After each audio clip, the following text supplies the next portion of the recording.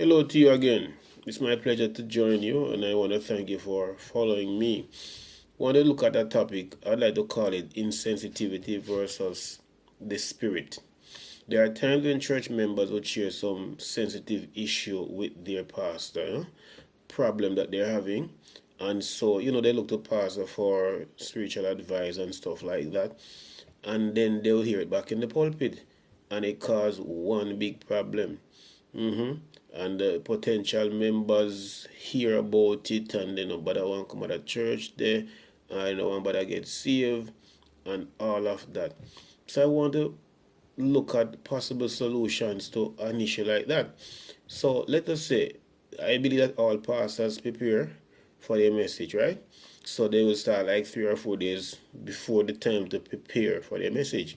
And it may just happen that the member shares something with the pastor, and it's the very same thing the pastor was preparing to preach.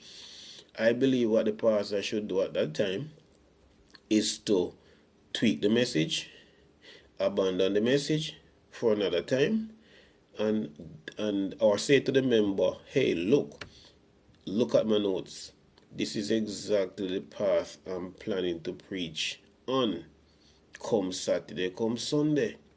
Now, some persons who would have shared their problem may be able to live with the last point where you say to them, hey, look. So that's proof for them that you're really not preaching on them as they would otherwise think. It's better you do that than you just be, just decided, look, I'm going to preach it nonetheless. I'm going to preach it without saying anything to the person, because that person will hear you preaching and say you're preaching on them. So you have to decide whether you want to be insensitive, or you're going to be saying that it is spirit that bid you to preach along that path. So even though this sister, this brother share this thing with me, I am not mindful of that. I'm going to preach nonetheless. Look, you have to be guided by the thought that he that with his soul is wise. So you have to decide what you do. I suggest one of three things: tweak the message, abandon it temporarily, or say to the member, look, this is what I've been preparing, so I don't think you're preaching on them. You've got to do that, because the confidence level may fall and they may just no one come back. Think about that.